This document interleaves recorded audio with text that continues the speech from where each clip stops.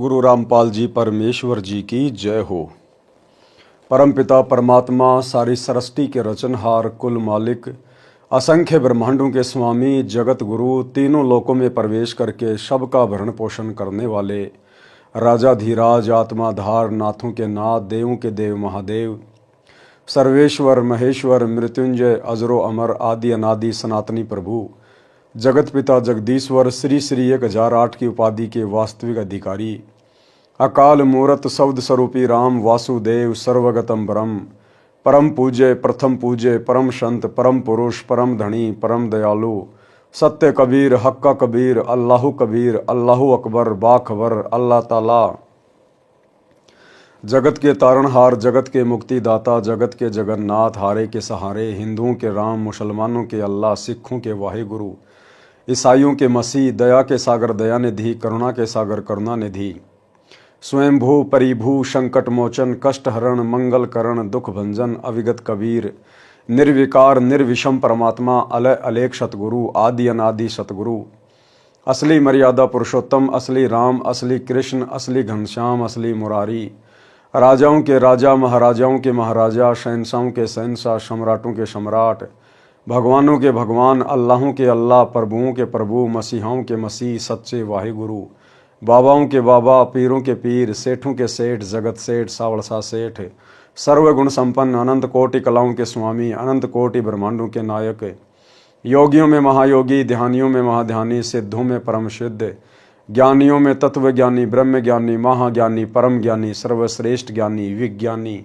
युवा कबीर, समरथ कबीर, असमवात, अमित ओजा, सच्चे रहनुमा, करीम अल्लाह, सुभान अल्लाह, दुनिया के अंतिम पैगंबर, 8 सितंबर 1951 से गांव धनाना, जिला सोनीपत, हरियाणा, भारतवर्ष की पावन भूमि पे प्रकट रियल कल की भगवान श्री नारायण साकार हरि, श्री बाबा साहिब, नूर अनंत परमात्मा, संत श्रोमणी सतगुरु रामपाल जी परमेश्वर जी के चरण कमल में साध संगति से जुड़े हुए आप और हम सभी सत्सेवक भाई बहनों का अनंत कोटि दंडोत प्रणाम।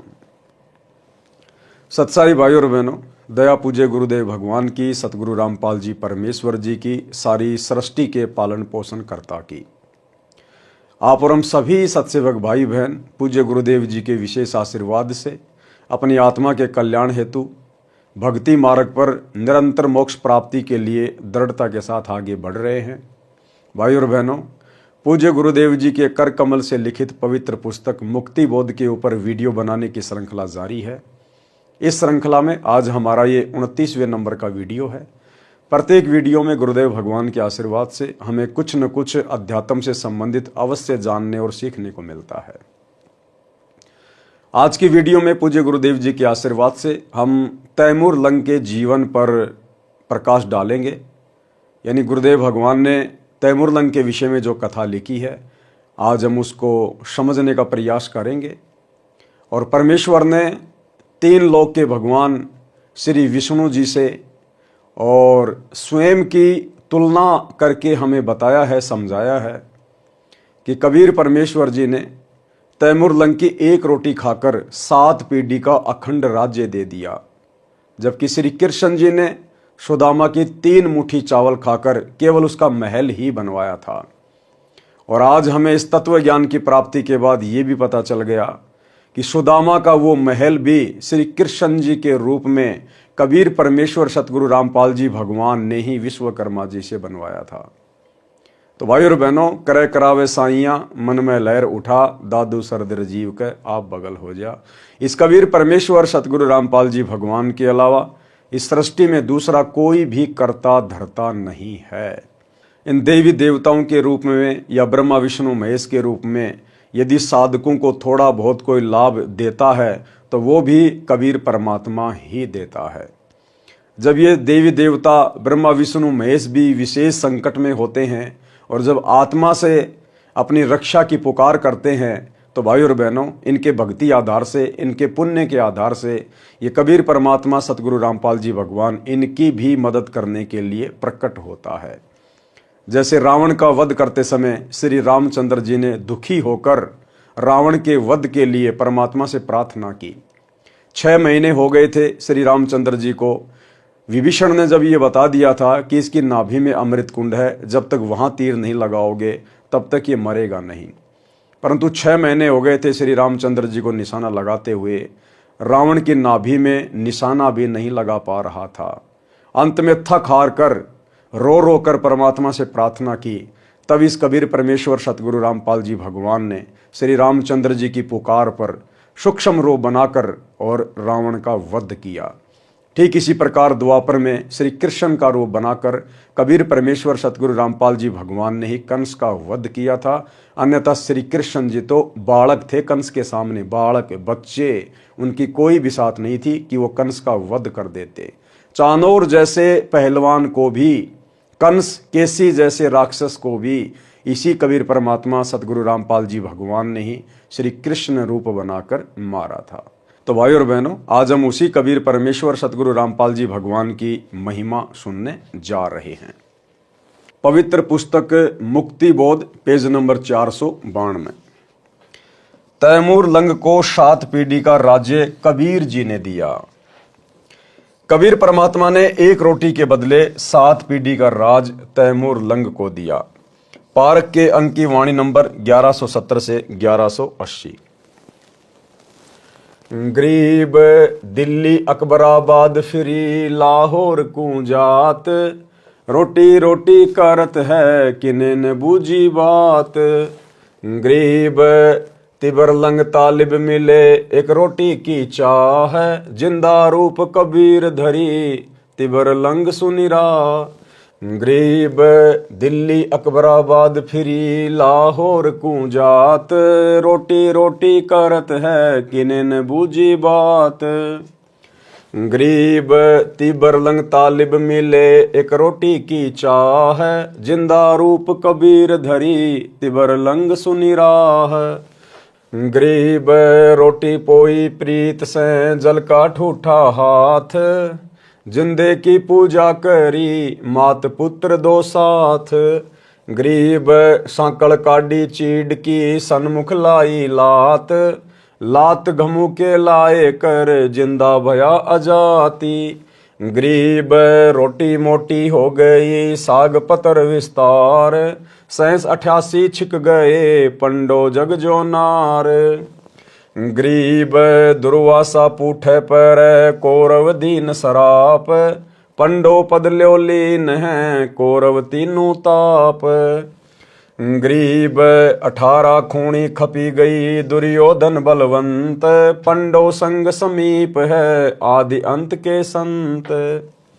गरीब तिबर लंग हूँ म्यों रह मन में कुछ नहीं चाहा, मौज मेहर मोला करी दीन्या तकत बैठाए। गरीब हिंद जिंद सब ही दई सेत बंद लग सीर, गड़गजनी ताबे करी जिंदा इसम कबीर। गरीब 7 सही सड़नी सली पीछे डिगमग ख्याल, औरंगजेब और तिबर लंग इन पर नजर निहाल। गरीब अगले सतगुरु शेर थे पिछले जम्बुक गीद, या में भिन्न भांति हैं देखी दीद बरदीद। पारक के अंक की वाणी नंबर 1170 से 1180 का सरलार्थ। परमेश्वर कबीर जी एक जिंदा बाबा का वेश बनाकर पृथ्वी के ऊपर धार्मिकता देखना चाहते थे। वैसे तो परमात्मा कबीर जी अंतर्यामी हैं, फिर भी संसार भाव बरतते हैं। जिंदा बाबा के वेश में कई शहरों गांवों में गए, 1 रोटी मांगते रहे। अन्न का अभाव रहता था, बारिश पर खेती निर्भर थी, जिस कारण से अधिकतर व्यक्तियों का निर्वाह कठिनता से चलता था। जब परमात्मा चलते चलते उस नगर में आए जिसमें तैमूर लंग मुसलमान लोहार अपनी माता के साथ रहता था। तैमूर के पिता की मृत्यु हो चुकी थी। तैमूर 18 वर्ष की आयु का था। निर्धनता कमाल की थी। कभी भोजन खाने को मिलता, कई बार एक समय का भोजन ही नसीब होता था। तैमूर लंग की माताजी बहुत धार्मिक स्त्री थी। कोई भी यात्री, साधु या सामान्य व्यक्ति द्वार पर आता तो उसे खाने के लिए अवश्य आग्रह करती थी। स्वयं भूखी रह जाती थी। रास्ते चलते व्यक्ति को अवश्य भोजन करवाती थी। जिस दिन परमात्मा जिंदा रूप में परीक्षा के उद्देश्य से आए, उस दिन केवल 1 रोटी का आटा बचा था। तैमूर लंग को भोजन खिला दिया था, स्वयं भी खा लिया था। शाम के लिए केवल 1 रोटी का आटा शेष था। तैमूर लंग अमीर व्यक्तियों की भेड़ बकरियों को चराने के लिए जंगल में प्रतिदिन ले जाया करता। वह किराए का पाड़ी था। धनी लोग उसे अन्न देते थे।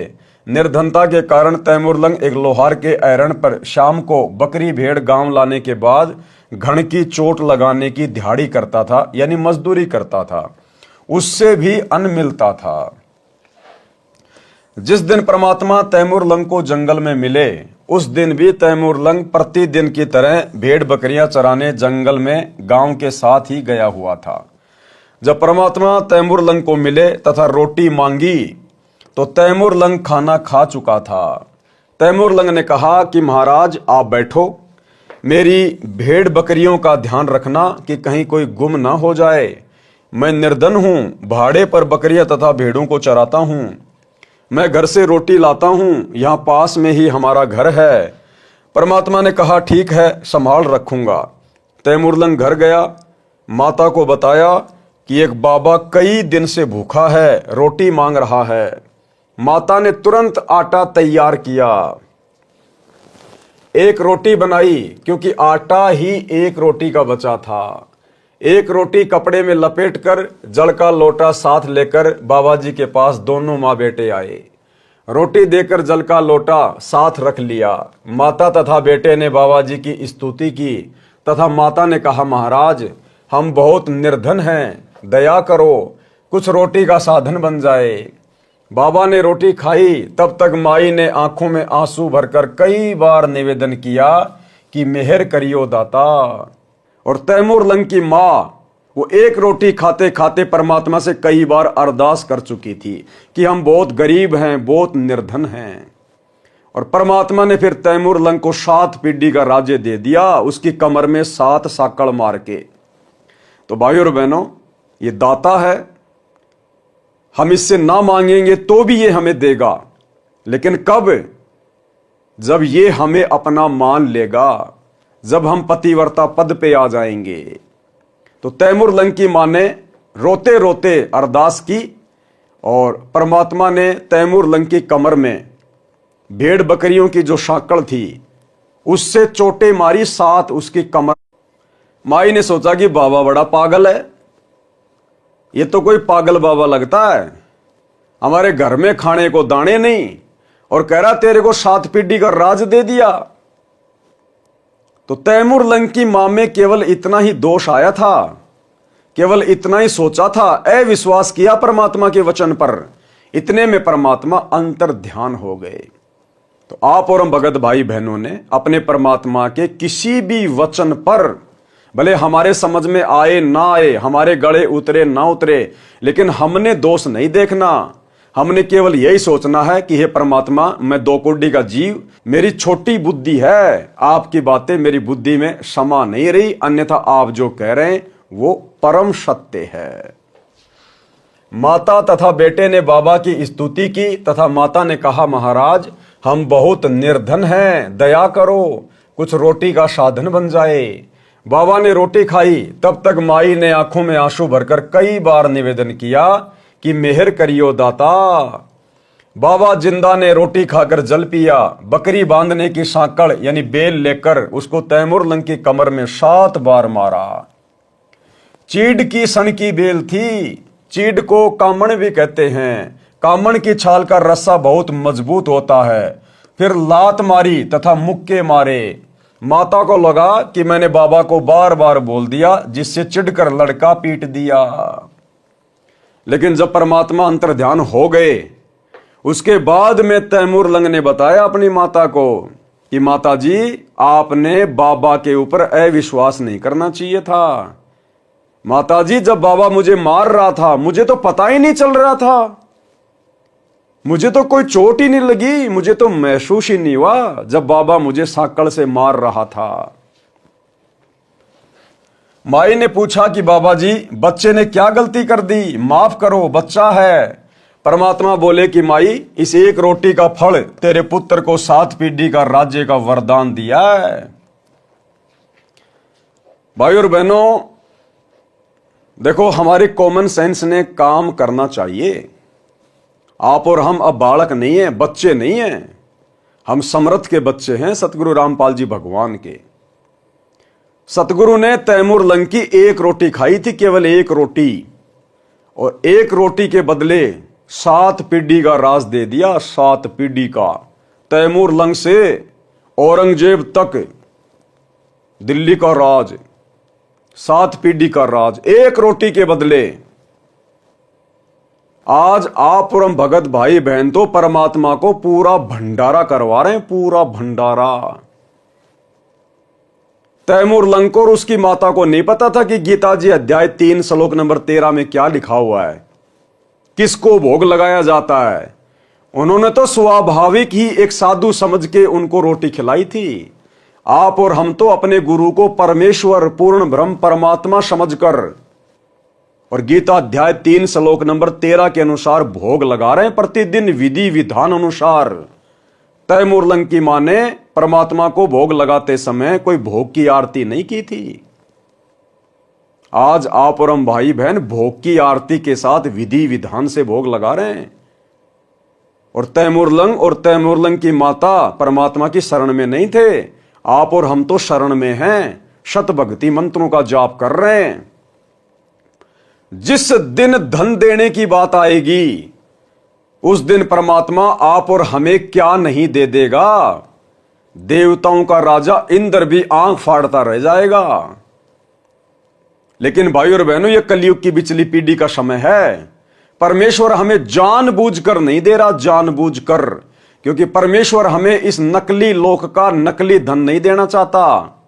इस सेवा भाव के बदले, इस भक्ति के बदले परमात्मा हमें शतलोक का अखंड सुख, अखंड राज्य देना चाहता है। अन्यथा जो सेवा बंदगी आप और हम भाई बहन अपने गुरु को परमात्मा मान के कर रहे हैं, उन्हीं के आशीर्वाद से, इसके बदले तो परमात्मा ब्रह्मा विष्णु महेश के राज्य जैसे असंख्य राज्य हमें दान में दे सकता है, भीख में दे सकता है। यह परमात्मा आप और हमारे भक्ति भाव से परमात्मा इतना प्रसन्न है, जो कलयुग की बिचली पीढ़ी में हमने गुरु रूप में परमेश्वर को पहचान लिया, घर घर आश्रम बना दिए, प्रतिदिन परमात्मा को भोग लग रहा है। क्या नहीं दे दे परमात्मा।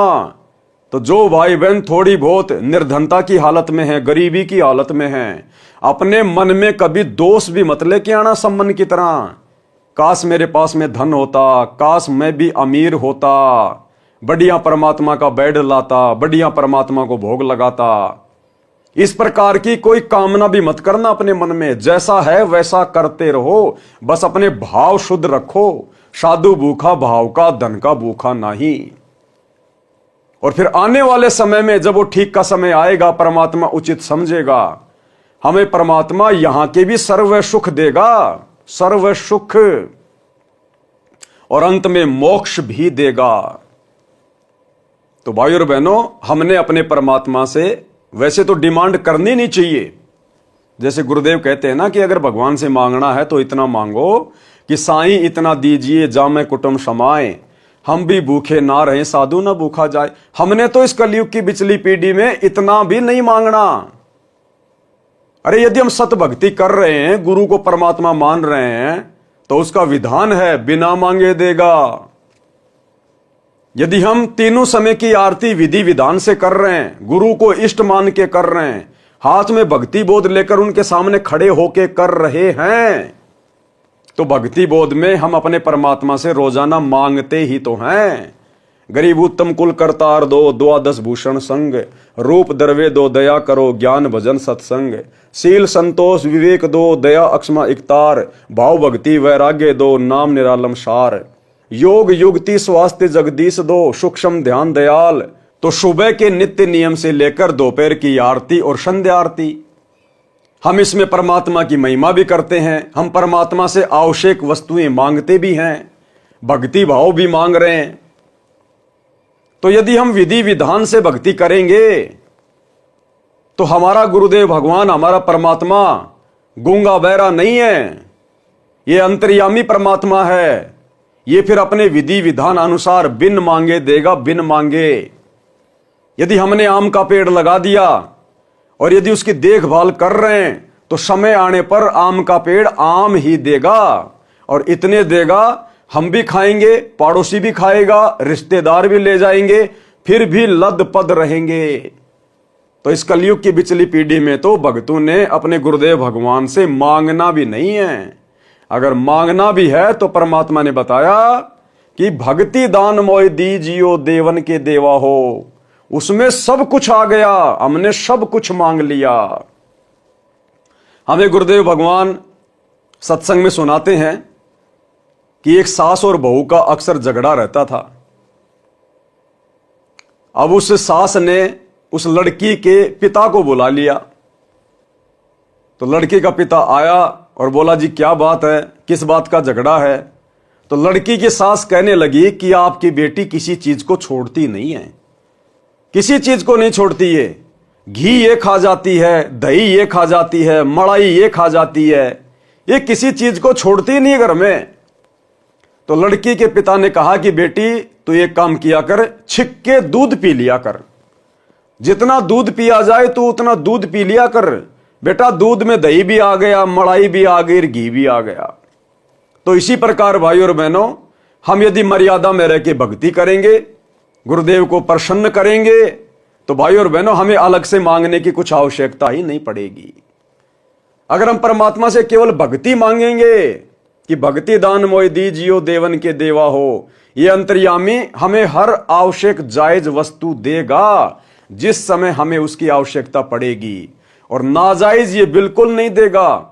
उस आत्मा को तो बिल्कुल भी नहीं देगा नाजायज वस्तु जिस आत्मा का परमात्मा ने इसी जन्म में मोक्ष करना होगा।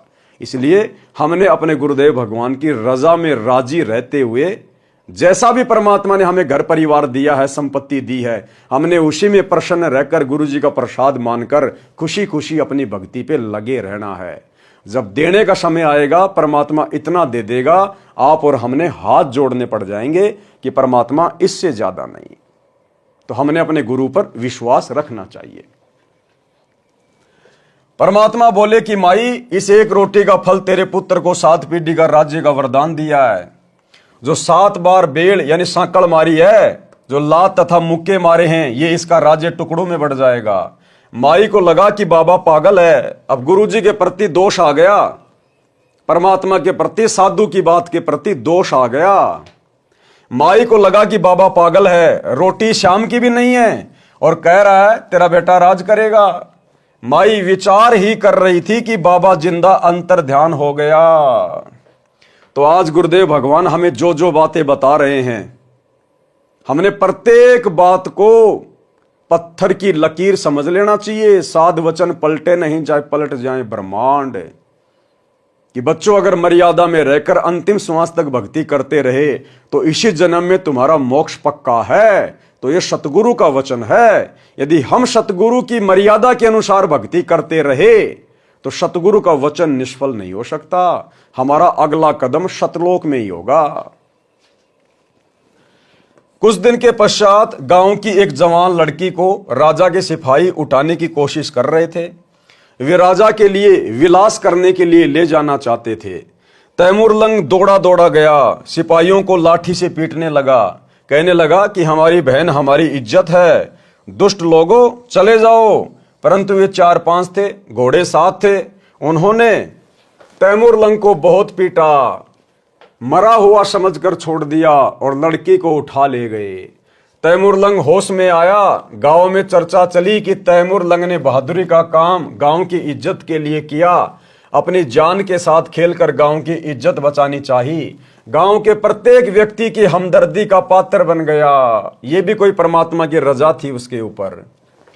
एक रात्रि को शौपन में बाबा जिंदा तैमूर लंग को दिखाई दिया और बोला कि जिस लुहार के एरण पर शाम को नौकरी करता है उसके नीचे खजाना है, तू उस स्थान को मोल ले ले। मैं उस लुहार के मन में बेचने की प्रेरणा कर दूंगा। क्रय करावे साइयां मन में लहर उठा। जब परमात्मा ने अपने भगत के लिए कुछ करना होता है तो दोनों तरफ परमात्मा ही प्रेरणा करता है, सारे रास्ते खुल जाते हैं। मैं उस लोहार के मन में बेचने की प्रेरणा कर दूंगा, 2 महीने की उधार कह देना। तैमूर लंग ने अपना सपना अपनी माता जी को बताया। जो जो बात परमात्मा से हुई थी माता जी को बताई। माता जी ने कहा, बेटा बाबा जी मुझे भी आज रात्रि में शौपन में दिखाई दिए थे, कुछ कह रहे थे, मुझे स्पष्ट नहीं सुनाई दिया। माता ने कहा कि बाबा जी की बात सच्ची है तो बेटा धन्य हो जाएंगे, तू जा ऐरण वाले से बात कर। ऐरण वाले के मन में कई दिन से प्रबल प्रेरणा हो रही थी कि ये स्थान कम पड़ गया है, मेरी दूसरी जगह जमीन बड़ी है, इसे कोई उधार भी ले ले तो दे दूंगा, मैं अपने बड़े प्लाट में ऐरण लगा लूंगा। तैमूर लंग ऐरण वाले मालिक के पास गया और वर्तमान ऐरण वाली जगह को उधार लेने की प्रार्थना की। ऐरण वाला बोला कि बात पक्की करना, जो समय रुपए देने का रखा जाएगा उस समय रुपए देने होंगे। तैमूर लंग ने कहा कि 2-3 महीने में रुपए दे दूंगा। ऐरण वाला तो 1 वर्ष तक उधार पर देने को तैयार था। बात पक्की हो गई। तीसरे दिन ऐरण वाली जगह खाली कर दी गई। तैमूर लंग ने अपनी माताजी के सहयोग से उस जगह की मिट्टी के डलों की 4 दीवारी बनाई, वहां पर झोपड़ी डाल ली। रात्रि में खुदाई की तो खजाना मिला। ऐरण वाला पुराना ऐरण भी उसे दे गया, उसे कुछ रुपए ले लिए, स्वयं नया ऐरण ले आया। परमात्मा सौपन में फिर तैमूर लंग को दिखाई दिए तथा कहा कि बेटा खजाने से थोड़ा थोड़ा धन निकालना, उससे 1-2 घोड़ा लेना, उन्हें महंगे सस्ते लाभ हानि में जैसे भी बिके बेच देना, फिर कई घोड़े लाना, उन्हें बेच आना। जनता समझेगी कि तैमूर लंग का व्यापार अच्छा चल गया। तैमूर लंग ने वैसे ही किया। 6 महीने में अलग से जमीन मोल ले ली। पहले भेड़ बकरियां खरीदी, बेची, फिर सैकड़ों घोड़े वहां बांध लिए, उन्हें बेचने ले जाता और ले आता। गांव के नौजवान लड़के नौकर रख लिए, बड़ा मकान बना लिया। तैमूर लंग को वह घटना रह रहकर कचोट रही थी कि यदि मैं राजा बन गया तो सबसे पहले उस अपराधी बेशरम राजा को मारूंगा जिसने मेरे गांव की इज्जत लूटी थी। जवान लड़की को उसके सैनिक बलपूर्वक उठाकर ले गए थे। अब तैमूर लंग के साथ धन था, जंगल में वर्कशॉप बनाई, लोहार कारीगर था, स्वयं तलवार बनाने लगा। गांव के नौजवान व्यक्तियों को अपना उद्देश्य बताया कि उस राजा को सबक सिखाना है जिसने अपने गांव की बेटी की इज्जत लूटी है। मैं सेना तैयार करूंगा, जो सेना में भर्ती होना चाहे उसे 1 रुपया तनख्वाह दूंगा। अब उस समय 1 रुपया बहुत होता था भाई और बहनों, बहुत ज्यादा। 1 रुपए में तो 1 भैंस आ जाती थी उस समय, 1 भैंस। मैं सेना तैयार करूंगा, जो सेना में भर्ती होना चाहे उसे 1 रुपया तनख्वाह में दूंगा। उस समय 1 रुपया चांदी का बहुत होता था। जवान लड़के सैकड़ों तैयार हो गए, वे अपने रिश्तेदारों को ले आए। इस प्रकार बड़ी सेना तैयार की, लोहार कारीगर तनख्वाह पर रखे, तलवार ढाल तैयार करके उस राजा पर धावा बोल दिया, उसे अपने अधीन कर लिया, उसका राज्य छीन लिया। उसको मारा नहीं, अलग गांव में भेज दिया, उसके निर्वाह के लिए महीना देने लगा। धीरे धीरे तैमूर लंग ने इराक, ईरान, तुर्किस्तान पर कब्जा कर लिया, फिर भारत पर भी अपना शासन जमा लिया। दिल्ली के राजा ने उसकी पराधीनता यानी गुलामी स्वीकार नहीं की, उसे मार भगाया। उसके स्थान पर बरेली के नवाब को दिल्ली का वायसराय बना दिया, जो तैमूर लंग का गुलाम रहा। उसे प्रति 6 महीने फसल कटने पर कर देकर आता था। तैमूर लंग की मृत्यु के पश्चात दिल्ली के वायसराय ने कर देना बंद कर दिया, स्वयं स्वतंत्र शासक बन गया। तैमूर लंग का पुत्र दिल्ली का राज्य लेना चाहता था तो उसे नहीं दिया। बाबर तैमूर लंग का तीसरा पोता था। उसने बार बार युद्ध करके अप्रैल सन 1526 में भारत का राज्य प्राप्त कर लिया। अब भाइयों और बहनों, इतिहास की ये गूढ़ बातें कि तैमूर लंग ने एक बरेली के वायसराय को दिल्ली की गद्दी पे बैठाया और तैमूर लंग के मरने के बाद में उस वायसराय ने अपने आप को स्वतंत्र राजा घोषित कर दिया। ये बातें आपको इतिहास में भी देखने और ढूंढने को नहीं मिलेंगी। जो बातें परमेश्वर जी अपने कर कमल से लिख रहे हैं, क्योंकि तैमूर लंग को 7 पीढ़ी का राज्य देने वाला कोई और नहीं था, स्वयं सतगुरु रामपाल जी भगवान थे। इनसे भला क्या छुपा हुआ है। उसने बार बार युद्ध करके अप्रैल 1526 में भारत का राज्य प्राप्त कर लिया। बाबर का पुत्र हुमायूं था, हुमायूं का अकबर, अकबर का जहांगीर, जहांगीर का शाहजहां, शाहजहां का पुत्र औरंगजेब हुआ। 7 पीढ़ियों ने भारत पर राज्य किया। इतिहास गवाह है, फिर औरंगजेब के बाद राज्य टुकड़ों में बट गया। अन्नदेव की आरती में भी संत गरीबदास जी ने कहा है कि रोटी तैमूर लंग को दीनी, यानी तैमूर लंग ने परमात्मा को एक रोटी खिलाई थी, ताते 7 पादशाही लीनी। उसके बदले 7 पीढ़ी का राज दे दिया परमात्मा ने, 7 पीढ़ी का राज। और आज हम अपने गुरु को इष्ट मानकर जो घर घर में उन्हें भोग लगा रहे हैं, हमें परमात्मा सदा का राज्य देगा, सदा का। यहां की 7 पीढ़ियों का राज्य तो सतलोक के राज्य के आगे कुछ भी नहीं है, गंध है, गंध। आज हम जिस विधि विधान से परमेश्वर को प्रसन्न करने में लगे हुए हैं, हमें परमात्मा अखंड राज्य देगा, सतलोक का अखंड राज्य।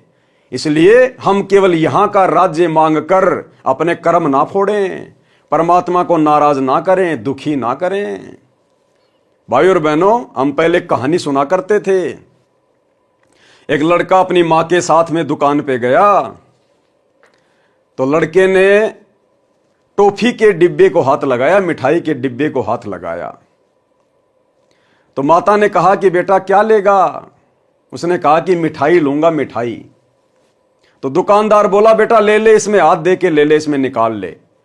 तो बेटे ने नहीं निकाला, कहा अंकल जी आप दो, मेरा हाथ बहुत छोटा है, मेरे हाथ में तो 2-4 ही टॉफी आएंगी, आप अगर अपने हाथ से दोगे तो बहुत सारी टॉफी आएंगी। तो हम अपने गुरुदेव भगवान से मांगकर अपनी मूर्खता का प्रमाण ना दें। हम ज्यादा से ज्यादा क्या मांगेंगे? हम एक कार मांग लेंगे, एक प्लाट मांग लेंगे, 2-4 जमीन के टुकड़े मांग लेंगे, बच्चे की नौकरी मांग लेंगे।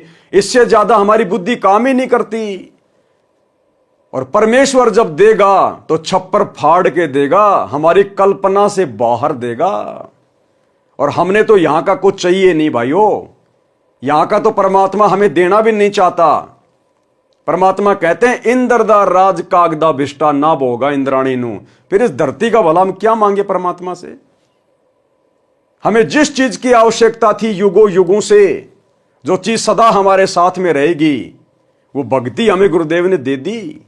कबीरा सब जग निर्धना धनवंता ना कोई, और धनवंता सो जानिए जिसके पास राम नाम धन होए। इससे बड़ा धन तो सृष्टि में कहीं नहीं है, 21 ब्रह्मांड में नहीं है इससे बड़ा धन, जो धन हमें गुरु जी ने दे दिया।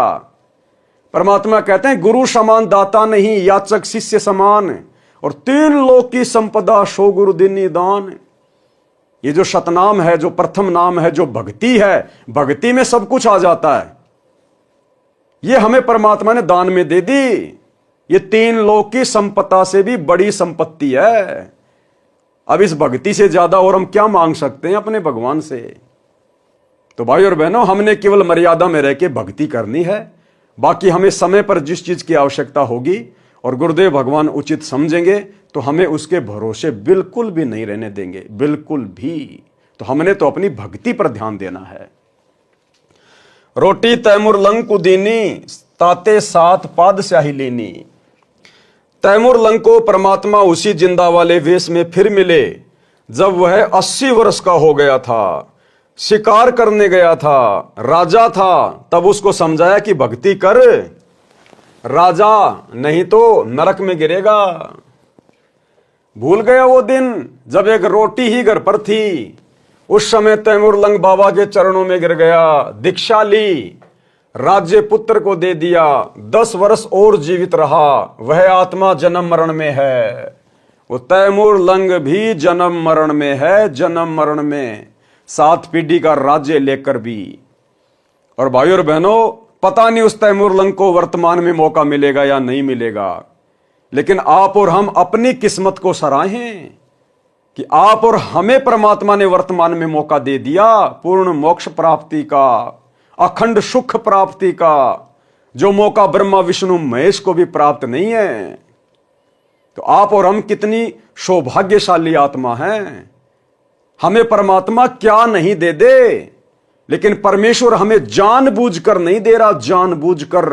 अन्यथा आप और हमारे भाग्य से अधिक धन, राज्य, सुख तीनों लोकों में किसी के भाग्य में नहीं लिखा हुआ है, लेकिन परमेश्वर जानबूझकर उसको कैंसिल कर रहे हैं और हमसे भक्ति करवाने के लिए हमें परमात्मा इस स्थिति में रखे हुए हैं। इसलिए हमने गुरुदेव की रजा में ही राजी रहना है। ये 10, 15, 20 वर्ष हमने ऐसे ही काट देनी है, पता भी नहीं चलेगा कब ये समय कट जाएगा और हमारा अगला कदम सतलोक में होगा। वह आत्मा जन्म मरण में है, परंतु भक्ति का बीज पड़ गया। यदि उस निर्धनता में भक्ति करने को कहता तो नहीं मानता था। परमात्मा कबीर जी ही जानते हैं कि काल की जकड़ से कैसे जीव को निकाला जा सकता है। वाणी नंबर 1180 का सरलार्थ है, धर्म यानी मजहब कोई भी है, जो उसके प्रवर्तक होते हैं वे साफ सुथरे शवच व्यवहार के होते हैं। धर्म कर्म वाले परमात्मा से डरने वाले होते हैं, बाद में केवल दिखावा रह जाता है। इसका ध्यान देकर देखा जा सकता है, यही होता है, इस बात में कोई अंतर नहीं है। सतगुरु फिर से धर्म को सुधारता है, सत्य साधना पर लगाता है। लेकिन जब सतगुरु इस धरती से पलायन कर जाएंगे जिस रूप में आज आए हुए हैं, उसके बाद ये मार्ग भी धीरे धीरे गंदा होना शुरू हो जाएगा। जब तक सतगुरुदेव भगवान धरती पर हैं, परमात्मा इस भक्ति को परवान चढ़ाएंगे। लेकिन जिस दिन सतगुरु रामपाल जी भगवान इस पृथ्वी लोक से संत रूप में चले जाएंगे सतलोक, उसके बाद भाइयों और बहनों मोक्ष की कोई कामना मत करना। उसके बाद तो केवल मनुष्य जन्म मिलेंगे इस भक्ति के प्रतिफल में। तो हमने तो सिर धड़ की बाजी लगा देनी है। कोशिश है सतगुरुदेव के रहते सहते हमारा शरीर छूट जाए, हम सतलोक चले जाएं। अन्यथा हमने मर्यादाओं पर इस कदर कुर्बान हो जाना है कि हम टूट जाएं, लेकिन मर्यादा ना टूटे। अगर गुरुदेव भगवान के सतलोक जाने के बाद यदि हमारी मर्यादा टूट गई तो भाइयों और बहनों फिर मर्यादा शुद्ध करने वाला कोई धरती पर दूसरा नहीं है। तो सबसे अच्छा चांस है कि गुरुदेव भगवान के रहते सहते भक्ति करके उनको प्रसन्न करके हम यहां से पलायन कर जाएं। बाद में तो बाद ही है। दान धर्म करने से लाभ। पारक के अंक की वाणी नंबर 1181 से 1248। गरीब पिछला टाका रह गया, उतरया हुक्म हजूर, तिम्बरलंक हो कौन है, आए मौलवी रूम। अब ये तैमुरलंक कौन था? ये पिछले जन्म में ये रूमी नाम का एक मौलवी था। तैमुरलंक की जो आत्मा है ये उस पिछले जन्म में एक रूमी नाम का मौलवी था। गरीब गाड़ा अटकिया कीच में, ऊपर बैठे तिम, बेलनहारा राम है, धोरी आप धर्म। गरीब धर्म दस्कत है नहीं, धसके तीनों लोक, खैरायत में खैर है, कीजे आत्म पोष। गरीब धर्म बिना ऐसा नरा, जैसी बंजा नार, बिंदी न्या पावे नहीं, सुनहा भया गवार। गरीब साधु संत से ये नहीं, करी न अन की साट, कुत्का बैठा कमर में, हो गया बार बाट। गरीब धर्म बिना धापे नहीं, यो प्राणी परपंच, आस बिरानी क्यों करे, दिया हो तो संच। गरीब धर्म किया बलि राय को, ठाणी इकोत्री जग, तहां 52 अवतार धरी, लिए समूचे ठगी। गरीब कंपे स्वर्ग समूल, सब ऐसी यज्ञ आरंभ, आसन सुरपति के डीगे, पान अपान सांब। गरीब हवन किए हरिहेत से, जप तप संयम साध, बलि के 52 आईया, देखा अगम अगाध। गरीब एक यज्ञ है धर्म की, दूजी यज्ञ है ध्यान, तीजी यज्ञ है हवन की, चौथी यज्ञ प्रणाम। गरीब 4 वेद का मूल सुन, समसम वेद संगीत, बलि को ये चारों करी, 52 उतरे प्रीति। गरीब अमर किए आसन दिए, सिंहासन सुरपति, ऐसी जगी जगदीश की, ताही मानियो सत्य। गरीब दान दिए देही मिले, नर स्वरूप निर्वाण, भूख बाकड़ा देते ही चकवे भये निशान। गरीब नाम सरीखा दान है, दान सरीखा नाम, सुन ही को भोजन दिया, तिन छिके बलि जाव। गरीब बुढ़िया और बाजीद जी, सुन ही के आनंद, रोटी चारों मुक्ति है, कटे गले के फंद। गरीब राजा की बांधी होती, रोटी देत हमेश, चकर भय दऊं दिशा, जीते जंग नरेश। गरीब इंद्र भय हैं धर्म से, यज्ञ है आदि जुगादि, शंख पचायन जद बजे, पंच गिरासी साध। गरीब सुपच संग सब करत है, नीच जाति बिश्चूक, पौमी भिक्षी सुरग सब, खिले न पर्वत रूख। गरीब कनी कनी बाजा सब सुन्या, पंच टेर क्यों दीन, द्रौपदी के दुर्भाव है, तास भये मुस्कीन। गरीब करी द्रौपदी दिल मंजना, सुपच चरण पी धोए, बाजे शंख सर्व कला, रहे आवाज गोए। गरीब द्रौपदी चरणा अमृत लिए, सुपच शंख नहीं कीन, बाजा शंख असंख धुनि, गण गंधर्व ल्योलीन। गरीब सुनी संग की टेर, जिन हृदय भाव विश्वास, जोनी संकट ना पड़े, होसी गर्भ न तराश। गरीब दान अभय पद अजर है, नहीं दुई दुर्भाव, जग करी बलराए को, 52 लिए बुलाए। गरीब दिया दान दादीच को, 500 तनक ध्यान, 33 कुरनसी करे, हो गए पद परवान। गरीब दान वित्त समान है, टोपी को पिन टूक, या से लघु क्या और है, साग पत्र दई भूख। गरीब पीताम्बर को पारी करी, द्रौपदी दिनी लीर, अंधे को पिन कसी, धनी कबीर बधाए चीर। गरीब देना जग में खूब है, दान ज्ञान परवेश, ब्रह्मा को तो जग करी, बतलाई है शेष। गरीब दान ज्ञान ब्रह्मा दिया, सकल सृष्टि के माही, सूम डूम मांगत फिरे, जिन कछु दीन्या नाई। गरीब दान ज्ञान प्रणाम करी, होम जो हरि के हेत, यज्ञ पंचमी तुझ कहूँ, ध्यान कमल सुरसेत। गरीब धर्म कर्म जग कीजिए, कुएं बाय तालाब, इच्छा अस्थल स्वर्ग सुग, सब पृथ्वी का राव। गरीब भूख्या भोजन देत है, कर्म यज्ञ जो नार, 100 गज फीलों चढ़त हैं, पाल की कंद कहार। गरीब कुएं बाय तलावड़ी, बाग बगीचे फूल, इंद्रलोक गण कीजिए, परी हिंदोलों झूल। गरीब जति सती इंद्री दमन, बिन इच्छा बाटंत, काम धेनु कल्प वृक्ष पद, तास बार दूजंत। गरीब स्वर्ग नंदनी दर बंदे, बिन इच्छा जो नार, गण गंधर्व और मुनि जन, तीनों लोक अधिकार। गरीब पतिव्रता नारी धरो, आन पुरुष नहीं ने, अपने पति की बंदगी, दुर्लभ दर्शन ये। गरीब माता मुक्ति सुनीति सी, मैना सी पुरकार, फकर फरीद फिकर ल गया, कूप कलप दीदार। गरीब ऐसी जननी मात सत्य, पुत्र दे उपदेश, और नार व्यभिचारिणी, यो भागत हैं शेष। गरीब समुद्र तो नग देत है, इंद्र देत संवाति, नारी पुत्र देत है, ध्रुव कैसी लगमाती। गरीब 7 धात पृथ्वी दई, 7 अन्न परवीन, वृक्षा नदियों फल दिए, यो नर मूड कुलीन।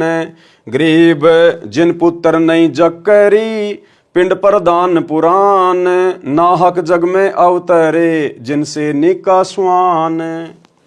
गरीब बिना धर्म क्या पाइए, 14 भवन विचार, चमरा चूक्या चाकरी, स्वर्ग हूँ मैं बेकार। गरीब स्वर्ग स्वर्ग सब जीव कहें, स्वर्ग माही बड़ दुख, जहाँ 84 कुंड है, थम्ब बले ज्यों लोक। गरीब कुंड पड़ा निक्षय नहीं, सुरग न चितवन कीन, धर्मराय के धाम में मार अधिक बेदीन। गरीब कर साहिब की बंदगी, सुमरण कल्प कबीर, जम के मस्तक पांव दे जाय मिले धर्म धीर। गरीब धर्म धीर जहाँ पुरुष है, ताकि कल्प कबीर, सकल प्राण में रम रहा सब पीरन सिर पीर। गरीब धर्म दजा फरकंत है, तीनों लोक तलाक, पापी चुन चुन मारिए मुख में दे दे राख। गरीब पापी के पर्दा नहीं, शिव पर कल्प करंत, माता को घरणी कहे भस्मा गिर भस्मंत। गरीब भस्म हुए आप कल्प से, शिव को कछु न कीन, इस दुनिया संसार में कर्म भय लोलीन। गरीब जिन्हों दान तद्दब किया, तिन पाई सब रिद, बिंदानी व्यागर भये तासर पंजाबे गद। गरीब कर दीने कुर्बान जान, नैन नाक मुख द्वार, पीछे कछु राख्या नहीं नर मानुष अवतार। गरीब दान दया दरवेश दिल, बैराट फटक जो दिल, दानी ज्ञानी निपजही सोम सदा ज्यों सील। गरीब सोम सुमर से साख क्या, हनिये छाती तोड़, 80 गंज बाटे नहीं कीन्यों गारत गोर। गरीब हरिचंद ऐसी यज्ञ करी, राजपाट स्यों दे, संग ही तारा लोचनी काशी नगर बिके। गरीब मरकट का मंगता किया, मुर्द पीर चिंडाल, डायन तारा लोचनी राजा पुत्र काल।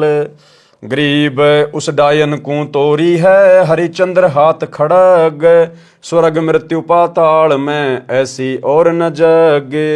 गरीब मोर ध्वज मेला किया, जग आए जगदीश, ताम्र ध्वज आराधर्या अर्पण की न्याशीष। गरीब अम्बरीश आनंद में, यज्ञ रूप सब अंग, दुर्वासा को दव नहीं चक्र सुदर्शन संग। गरीब राजा अधिक पुरूरवा, होमी दई जिंदे, तीन लोक साका भया अमर अभय पद ने। गरीब मरुत यज्ञ अद की करी, पृथ्वी सर्वस दान, अनंत कोटि राजा गए पद चीनत परवान। गरीब नगरपुरी भद्रावती, जोब नाद का राज, श्याम करण जिसके बंद्या खूहनी अनगत साज। गरीब गए भीम जहाँ सारथी, श्याम करण को लेन, भारत करी घोरा लिया तास यज्ञ तहाँ देन। गरीब गोरख जोगी ज्ञान यज्ञ करी, तत्वेता तरबीत, सतगुरु से भेटा नहीं हो गए शब्दातीत। गरीब सेव सम्मन जग करी, शीस भेद कर दीन, सतगुरु मिले कबीर से शीस चढ़े फिर सीन। गरीब यज्ञ करी जैसी करी, ऐसी करे न कोय, 9 लख बोडी बिस्तरी केसव होए। गरीब यज्ञ करी रैदास को, धरे 700 रूप, कणक जनेऊ काडिया पात स्या जा भूप। गरीब तुलाधार को जग करी, नाम देव परवान, पलरे में सब चढ़ गए उठा नहीं अमान। गरीब पीपा तो पद में मिला, कीनी यज्ञ अनेक, बूझा चंदोआ बेगही अवगत सत्य अलेख। गरीब तिमर लंग तो जग करी, एक रोटी रस रीति, बिंदीनी नहीं पाई ये दान ज्ञान से प्रीति। अब परमेश्वर ने इन तमाम वाणियों में दान धर्म करने का प्रतिफल बताया है कि किस प्रकार से तो हमें दान धर्म करना चाहिए और किन परिस्थितियों में किए गए दान धर्म का परमात्मा फिर भगत को खुलकर परिणाम देता है। और दान करने से क्या मिलेगा, दान की कितनी महत्वता है और दान किसको दिया जाता है, सुपात्र को या कुपात्र को। सरलार्थ इन वाणियों में दान पुण्य करने का ज्ञान है। बताया है कि जो दान नहीं करते उनका भविष्य नरक बन जाता है। दान धर्म के अनुष्ठान यानी धर्म यज्ञ व अन्य यज्ञ करने से भक्ति ऐसे सफल होती है जैसे खेत में किसान बीज बोकर बाद में समय समय पर सिंचाई करता है, जिससे बीज उगता है, पौधा बनकर अन्न देता है। इसी प्रकार भक्ति मार्ग में नाम तो बीज है और जो यज्ञ हैं, धर्म यज्ञ, ध्यान यज्ञ, हवन यज्ञ, प्रणाम यज्ञ और ज्ञान यज्ञ, जो हम भगत भाई बहन प्रतिदिन अपने घरों पे करते हैं, पांचों यज्ञ। प्रतिदिन सत्संग सुनना, ज्ञान यज्ञ। सत्संग को ध्यान से सुनना, ध्यान यज्ञ। यानी तीनों समय की आरती यदि हम ध्यान से करते हैं, सत्संग ध्यान से सुनते हैं, तो हमारे दो यज्ञ बन जाते हैं, ज्ञान यज्ञ और ध्यान यज्ञ। हम गुरुदेव भगवान को प्रतिदिन दंडवत प्रणाम करते हैं। अगर हम निरअभिमानी होकर, निष्कपटी होकर, गुरु को परमेश्वर मानकर और जो विधि गुरुदेव ने बताई दंडवत प्रणाम करने की, यदि हम उस विधि से दंडवत प्रणाम करते हैं तो प्रतिदिन हमारा वो प्रणाम यज्ञ हो जाता है। हवन यज्ञ, आप और हम सभी भगत भाई बहन गाय या भैंस का देसी घी और खड़ी बत्ती का दीपक जलाते हैं, वो हमारा हवन यज्ञ। तो 4 यज्ञ हो गई, ज्ञान यज्ञ, ध्यान यज्ञ, प्रणाम यज्ञ, हवन यज्ञ। और 5वीं यज्ञ धर्म की।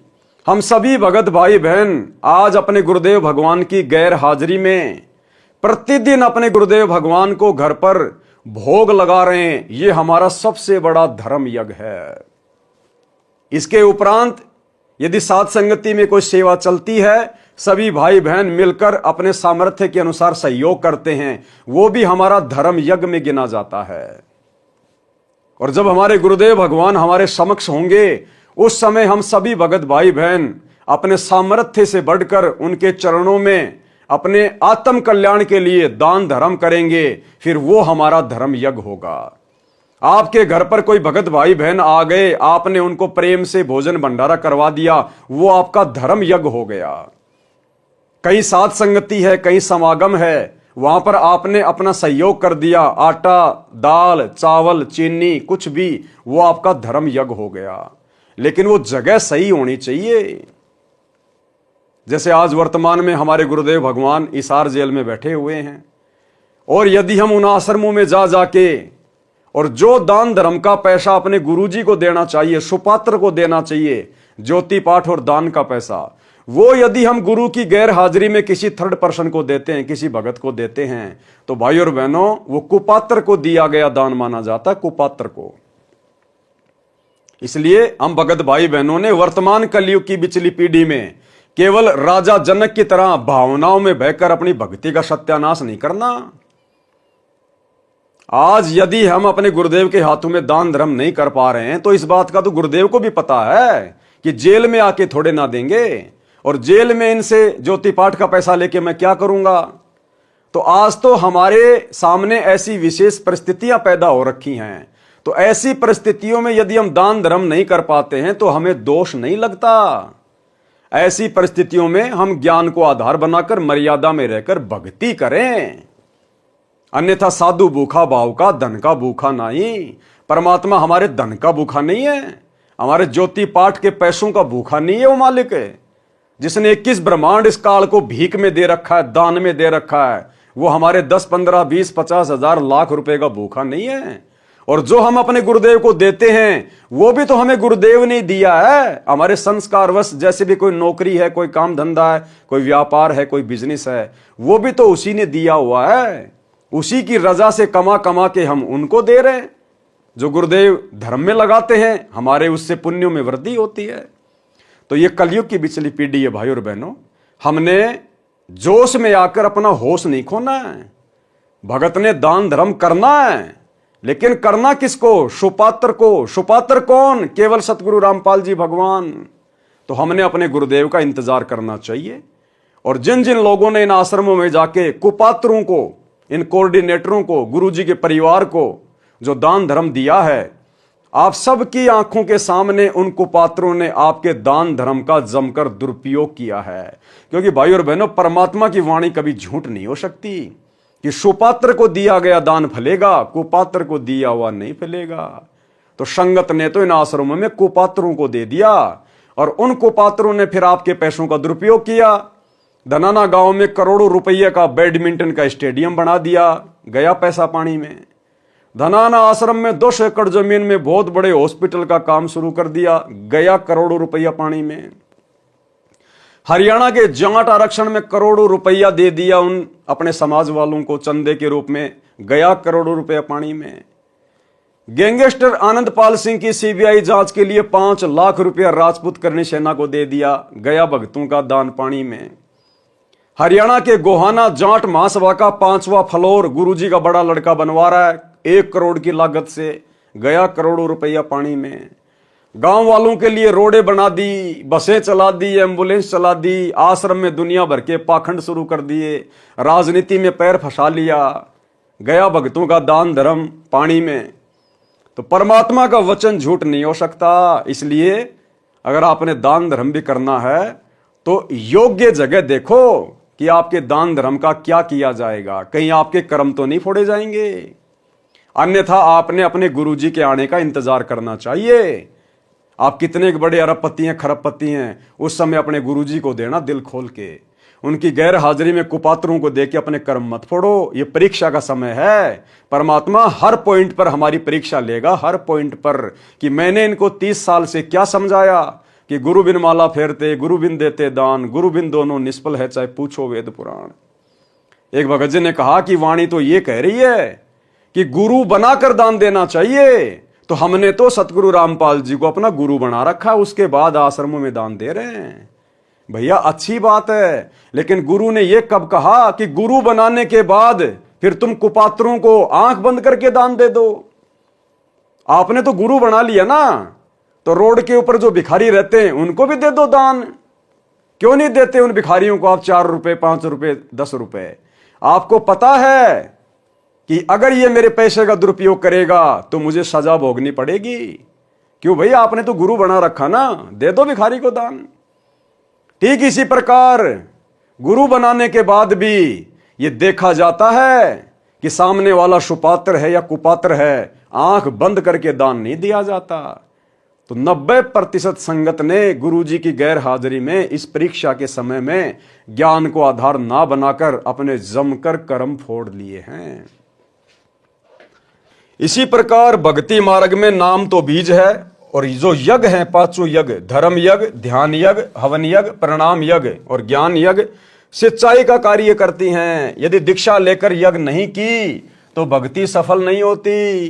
पारक के अंक की वाणी नंबर 1209 में 5 यज्ञ बताई हैं। अब ये 5 यज्ञ करने के लिए भाई और बहनों हमें किसी आश्रम में जाने की जरूरत नहीं है। यदि हमारे गुरुदेव आश्रम में हैं तो हम लाख बार जाएं, लेकिन जैसे वर्तमान समय 2024 गुरुदेव हिसार जेल में बैठे हैं, हमने ये 5 यज्ञ करने के लिए किसी आश्रम में जाकर धक्के खाने की जरूरत नहीं है।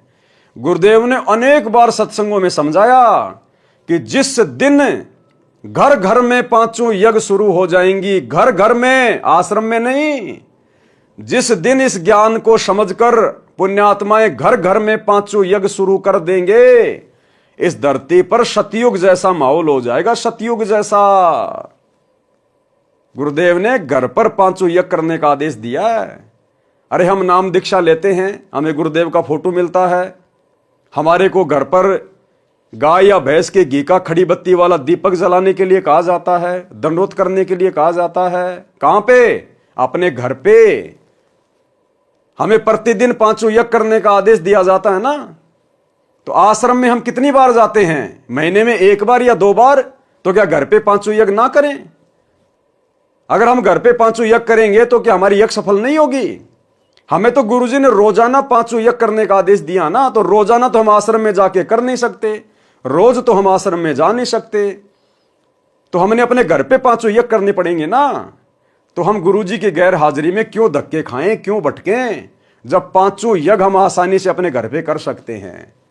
अरे घर पर शांति से बैठ के सत्संग सुनो, 3 समय की आरती करो, अपना सुमरण करो, मन लगा के करो, ध्यान से करो, आपकी 2 यज्ञ बन गई, ज्ञान यज्ञ और धर्म यज्ञ। सभी भाई बहन परमात्मा की पुस्तकों पर जो वीडियो बन रहे हैं, विशेष संदेश पर जो वीडियो बन रहे हैं, इनको ध्यान से सुनते हैं, हमारे दोनों यज्ञ बन रहे हैं, ज्ञान यज्ञ और ध्यान यज्ञ।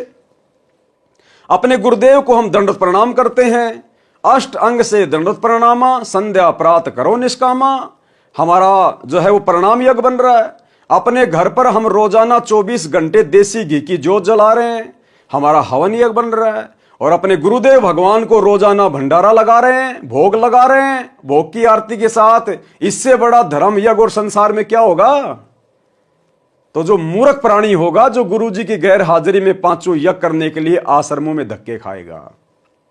हाँ, यदि आप पिकनिक मनाने के लिए, टाइम पास के लिए, मनोरंजन के लिए, मन बहलाने के लिए यदि आप आश्रमों में जाते हैं तो आप जियों का स्वागत है, अन्यथा भक्ति तो आप अपने घर पे रह के कर सकते हैं। ये भक्ति जंगल में करने वाली नहीं है, आश्रम में जाके करने वाली नहीं है। ये भक्ति परमात्मा ने हमें घर में रहकर करने वाली दी है, घर में रह के करने वाली। गरीब दान ज्ञान प्रणाम कर, होम जो हरि के हेत, यज्ञ पंचमी तुझ कहूं, ध्यान कमल सुर सेत। अर्थात दान यानी धर्म यज्ञ, ज्ञान यज्ञ, प्रणाम यज्ञ, होम यानी हवन यज्ञ, और पांचवा ध्यान यज्ञ। ये पांचों यज्ञ साधक को गुरुजी के आदेश अनुसार करनी चाहिए। और गुरुजी ने हम सबको आदेश दिया हुआ है कि पांचों यज्ञ आपने अपने घर पे प्रतिदिन करनी है। और जिस दिन ये पांचों यज्ञ घर घर शुरू हो जाएगी, इस पृथ्वी का माहौल बदल जाएगा, सतयुग जैसा माहौल हो जाएगा। औरत कभी विधवा नहीं होगी, घर में कोई अमंगल नहीं होगा, माता पिता की आंखों के सामने बच्चों की मृत्यु नहीं होगी, अकाल मृत्यु नहीं हो सकती, एक्सीडेंट में मृत्यु नहीं हो सकती, किसी भयंकर बीमारी से मृत्यु नहीं हो सकती। जबकि आज ये सारे कहर शतलोक आश्रम मैनेजमेंट हरियाणा वालों पर, जो इन आश्रमों में जा जाकर कुपात्रों को दान धर्म दे रहे हैं, इन सब की दुर्गति हो रही है, सब की। केवल सत्सेवक भाई बहन हैं जो परमेश्वर के विधि विधान से पांचों यज्ञ अपने घर पे करते हैं, गुरु को इष्ट मानकर। आज हम भगत भाई बहनों का उंगली का नाखून भी नहीं उतरने दे रहा, सतगुरु नाखून भी। अगर आपको सतयुग जैसा सुख देखना है तो सतसेवकों के घरों में देखो, सतसेवकों के घरों में आत्मिक सुख। तो भाई और बहनों, एक छोटा सा सत्संग गुरुदेव का, जिसमें गुरुदेव ने स्पष्ट कर दिया कि जिस दिन आप इस ज्ञान को समझकर घर घर में पांचों यज्ञ करना शुरू कर दोगे, आश्रम में जाकर नहीं, घर घर में, फिर देखना। सुनिए। पुणात्मा, देखो परमात्मा की रजा आपके ऊपर कैसी है। थोड़ी सी गर्मी होती है, परमात्मा बच्चा अपनी प्यारी आत्माओं के अमृत बरसा देते हैं, ठंड सी कर देते हैं कि ताकि ये बच्चे परमात्मा की मेरी महिमा को सुन ले। यदि अच्छी ठंड कर दी तो तुम सारे लटके लेने लग जाओगे, न पड़े बैठे बैठे सोओगे।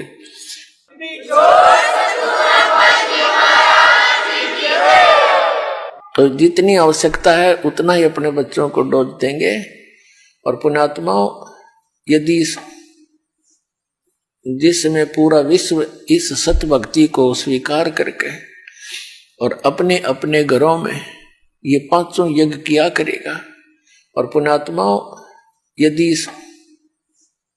जिसमें पूरा विश्व इस सत भक्ति को स्वीकार करके और अपने अपने घरों में ये पांचों यज्ञ किया करेगा, फिर देखना।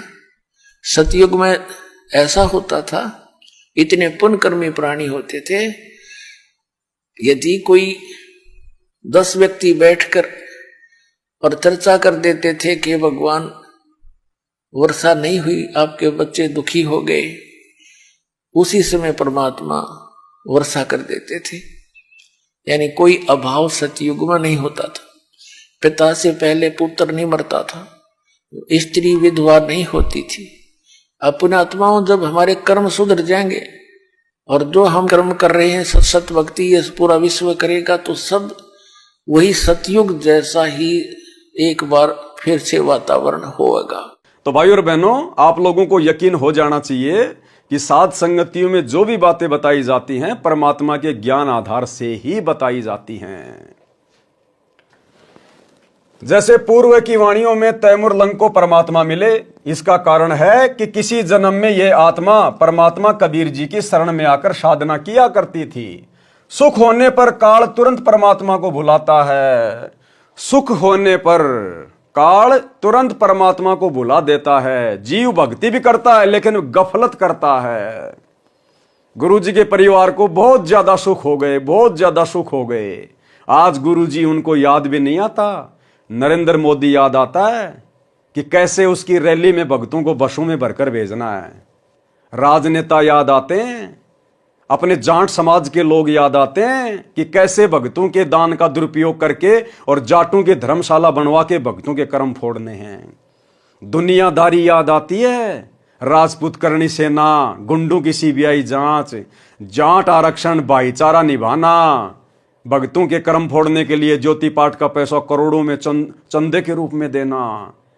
ये परमात्मा की वाणी है कि जब जीव को सुख हो जाता है वो भगवान बोलता है। इसलिए परमात्मा कहते हैं, सुख के माथे पत्थर पड़ो जो नाम हृदय से जाए, और बलिहारी उस दुख के ऊपर जो पल पल नाम रटाए। तो भाई इन कोऑर्डिनेटरों को परमात्मा ने सुख दे दिए, क्योंकि ये तो गुण है भगवान का। अगर भक्ति करोगे, सुमरण करोगे तो सुख तो मिलेगा। अरे आप मजदूरी करोगे तो तनख्वाह तो मिलेगी। लेकिन ये सुख ज्ञान पूरा ना होने के कारण फिर ये सुख हमारे जीवन को तबाह कर देता है, तबाह, परमात्मा से दूर कर देता है।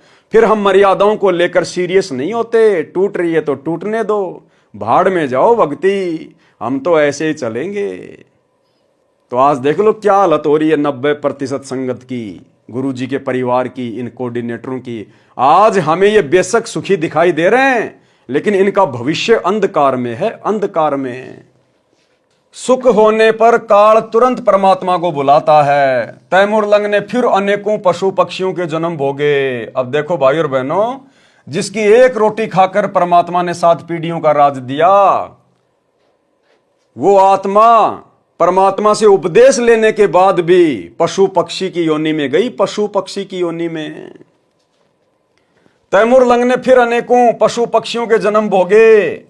जब मानव जन्म हुआ, धर्म के अभाव में निर्धन घर में जन्मा। ये पिछला टांका रह गया था, साहिब हकना राक्षी, जब मांगो तब दे। कभी किसी जन्म में तैमूर लंग परमात्मा की शरण में था, लेकिन भक्ति सही नहीं करी, फिर पशु पक्षियों की योनियों में चल गया। फिर उसको मनुष्य जन्म मिला। उस पिछली भक्ति के कारण, थोड़े बहुत कोई दान पुण्य के कारण वो टांका रह गया, टांका। उसके बदले में परमात्मा फिर आया अपनी आत्मा के पास, फिर एक रोटी खाई, और फिर एक रोटी खाने के कारण परमात्मा ने 7 पीढ़ी का राज दिया। कितना दयालु है परमात्मा, हमारी कितनी गलतियां माफ करता है। भले हमारी गलतियां भगवान माफ करता है, लेकिन हम तो कष्ट उठा लेते हैं। हम तो पशु पक्षियों के जन्म में जाके फिर वो भोग भोगते हैं, दुख तो उठाते ही हैं। तो भाई और बहनों, आज हमें गुरुदेव ने सबका और सारा इतिहास बता दिया, आगे पीछे का। अगम निगम की खोज ले, बुद्धि विवेक विचार, उदय अस्त का राज मिले तो बिना नाम बेगार। हमने तो सुरती सतलोक में टिका के रखनी है। जीवन रूपी गाड़ी पाप कर्मों की कीच यानी कीचड़ में धस जाती है, तो धर्म उस गाड़ी को पाप रूपी कीचड़ से निकालने वाला दमदार बैल है। पारक के अंक की वाणी नंबर 1183-1186। गरीब धर्म धसकत है नहीं, धसके तीनों लोक, खैरायत में खैर हैं कीजे आत्म पोष। गरीब धर्म बिना ऐसा नरा, जैसी बांझ नार, बिंदी न्या पावे नहीं, सुनहा बया गंवार। गरीब साधु संत से नहीं, करी न अन्न की सांट, कुतका बैठा कमर में, हो गया 12 बाट। गरीब धर्म बिना दापे नहीं, यो प्राणी परपंच, भाई आस बिरानी क्यों कह रहे, तन दिया हो तो संच। सरलार्थ, धर्म कभी नष्ट नहीं होता, तीनों लोक नष्ट हो जाते हैं। खैरायत यानी दान धर्म करने से बचाव है, खैरायत में खैर है। इसलिए धर्म भंडारा लंगर करके धर्म करना चाहिए। जो धर्म नहीं करते उनको भक्ति का कोई लाभ नहीं मिलता। उदाहरण दिया है कि जैसे बांझ स्त्री का विवाह भी हो जाता है परंतु संतान नहीं होती, इसी प्रकार धर्म बिना भक्ति सफल नहीं होती। और वर्तमान इस कलयुग की बिचली पीढ़ी में, इस मोक्ष के प्राइम टाइम में, जिस औरत के संतान नहीं है, जिसको दुनिया वाले बांझ कहते हैं, भाई वो स्त्री दुनिया की सर्वश्रेष्ठ आत्माओं में से है, सर्वश्रेष्ठ आत्माओं में से है। उसके समान भाग्यवान स्त्री धरती पर कोई नहीं है। अगर उसको ज्ञान हो और सतगुरु की शरण प्राप्त हो और यदि वो मर्यादा में रह के भक्ति पर लग जाए, उस स्त्री से बढ़कर भाग्यवान स्त्री ब्रह्मा विष्णु महेश के घर में भी नहीं है। उसका तो कोई पिछला लेन देन ही नहीं है, कोई ऋण संबंधी नहीं है। अगर वो मर्यादा में रह के भक्ति करेगी, उसका तो पक्का शतलोक में नंबर है, पक्का। तो भाई और बहनों, जगत की और भगत की सोच में रात दिन का अंतर होता है, रात दिन का। जैसे बांझ स्त्री का विवाह भी हो जाता है परंतु संतान नहीं होती, इसी प्रकार धर्म बिना भक्ति सफल नहीं होती। उल्टा सुनहा कुत्ते का जीवन प्राप्त करता है। सतगुरु से दीक्षा ली नहीं, अन्न की साठ नहीं की, यानी अन्नदान भोजन नहीं कराया, नहीं किया तो कुत्ता बनकर घर घर जाता है। कहीं कहीं उसकी कमर पर मुगदर लगाया जाता है, हाय हाय करता फिरता है। धर्म किए बिना आत्मा की संतुष्टि नहीं होती, धर्म बिना धापे नहीं यो प्राणी प्रपंच। धर्म किए बिना आत्मा की संतुष्टि नहीं होती, अन्य सब प्रपंच हैं। यदि पिछले जन्म में या इस जन्म में दान किया है तो धन मिलेगा, अन्यथा कुछ नहीं मिलेगा। वाणी नंबर 1187 1192 का सरलार्थ। बलि राजा ने 100 यज्ञ की थी, परमात्मा 52 रूप धारण करके आया था। कौन परमात्मा? सतगुरु रामपाल जी भगवान, ये कबीर भगवान। ये धर्म का प्रभाव था कि परमात्मा को आना पड़ा। राजा बलि भगत प्रहलाद का पोता था, पिता का नाम बैलोचन था। राजा बलि ने 4 यज्ञ की थी, 52 रूप परमात्मा को आना पड़ा। यानी जहां पर धर्म होता है, धर्म, वहां मजबूरन परमात्मा को आना पड़ता है। क्या समझे? वर्तमान में सबसे बड़ा धर्म कहां हो रहा है, कौन कर रहा है? अपने गुरु को इष्ट मानकर गीता अध्याय 3 श्लोक 13 के अनुसार घर घर भोग कौन लगा रहा है? अरे राजा बलि ने यज्ञ तो किया था, भंडारा तो किया था। किसको जिमाया? दुनिया को। आप और हम किसको जिमा रहे हैं? अपने इष्ट को, जो पूरे संसार का पालन पोषण कर रहा है। उस परमेश्वर को खुश करने के लिए उसके विधान अनुसार उसको इष्ट मानकर भोग लगा रहे हैं घर घर में। इससे बड़ा धर्म यज्ञ संसार में कोई दूसरा नहीं है। राजा बलि का धर्म यज्ञ भी फैल है इस धर्म के आगे। जो धर्म वर्तमान में सतसेवकों के घरों में प्रतिदिन हो रहा है, अपने गुरु को इष्ट मान के भोग लगाया जा रहा है। राजा बलि के द्वारा 100 यज्ञ करना और सतसेवकों के द्वारा एक समय अपने गुरुदेव भगवान को भोग की आरती के साथ भोग लगाना, उसके 100 यज्ञ के ऊपर भारी है, 100 यज्ञ के ऊपर। तो जब राजा बलि के यज्ञ के कारण परमात्मा को 52 रूप धारण करके आना पड़ा, तो क्या आज हम सतसेवकों के घरों पे परमात्मा नहीं आएगा? परमात्मा ने देखा रे ये तो तीनों टाइम भोग लगाते हैं, सुबह भी, दोपहर भी, शाम भी। फिर मेरे को सुबह भी आना पड़ता है, दोपहर भी आना पड़ता है, शाम को भी आना पड़ता है। तो परमात्मा ने प्रेरणा की कि बच्चों तुम तो मेरा बेड ही लगा दो। अब मैं तीनों समय हिसार जेल से आता हूं जाता हूं, तुम एक काम करो, मेरा बेड लगा दो, मैं यही ना बैठ जाऊंगा। भाई मुझे जेल में बैठना, मुझे यहां बैठना, तो क्यों ना मैं यहीं बैठ जाऊं, बार बार आना तो नहीं पड़ेगा। तो परमेश्वर अपने प्रत्येक बच्चे के घर में विराजमान है, जो गुरु को इष्ट मान के भोग लगाते हैं। क्या कह रहे हैं परमात्मा? आना पड़ता है भगवान को। और हम तो परमात्मा से विशेष विनती करते हैं। अरे राजा बलि तो केवल इंद्र का राज्य प्राप्त करने के लिए धर्म यज्ञ कर रहा था, मोक्ष के लिए नहीं कर रहा था। उसको तो पता भी नहीं था भगवान कौन है, भक्ति क्या है, मोक्ष क्या होता है। आप और हम तो निस्वार्थ भाव से अपने आत्म कल्याण के लिए, गुरु को प्रसन्न करने के लिए ये धर्म यज्ञ कर रहे हैं, भोग लगा रहे हैं। इंद्र का राज्य प्राप्त करने के लिए नहीं। थूकते हैं हम इंद्र के राज्य के ऊपर अपने गुरुदेव भगवान की आज्ञा अनुसार। तो ऐसी जगहों पर तो परमात्मा परमानेंट सेट हो जाता है, परमानेंट, एक क्षण के लिए भी दूर नहीं होता उस घर से। और फिर हम तो परमात्मा से अर्ज करते हैं, उनका भोजन भंडारा लगा के क्या विनती करते हैं? हे परमपिता परमात्मा, सारी सृष्टि के रचनहार कबीर परमेश्वर सतगुरु रामपाल जी भगवान, आप जी का भोग प्रसाद तैयार है। आप अपनी पवित्र रसना से इसे पवित्र करने की कृपा करें। हे परमेश्वर, भोग प्रसाद बनाते समय, लगाते समय या भोग की आरती करते समय यदि हम तुच्छ बुद्धि जीवों से कोई त्रुटि रह जाए तो परमेश्वर हमें तुच्छ जानकर क्षमा करना। जब हम परमात्मा से अरदास कर रहे हैं तो क्या परमात्मा अपनी पवित्र रसना से उस भोग प्रसाद को ग्रहण करके हमारे लिए पवित्र नहीं करेंगे क्या? हो ही नहीं सकता कि परमात्मा ना आए और भोग ग्रहण ना करें। ये तो अनंत कोटि कलाओं का स्वामी है। अगर पूरी सृष्टि जिसमें अरबों खरबों जीव हैं, अगर सभी परमात्मा को तीनों समय भोग लगाएं, ये परमात्मा तो प्रत्येक के पास में भिन्न भिन्न रूप बना के सूक्ष्म रूप में प्रकट हो जाएगा। इतना समर्थ है। गरीब सब पदवी के मूल हैं, सकल सिद्धि हैं तीर, और दास गरीब सत्य पुरुष भजो, अविगत कला कबीर। अरे जब काल एक जीव 1000 कला का स्वामी है, 1000 रूप बना सकता है। अक्षर पुरुष एक जीव है, 10,000 कला का स्वामी है, 10,000 रूप बना सकता है। और सतगुरु रामपाल जी भगवान अनंत कोटि कलाओं के स्वामी हैं। इनके लिए तो कुछ भी मुश्किल नहीं है। तो भाई और बहनों, परमात्मा को आना पड़ता है और आना नहीं पड़ता।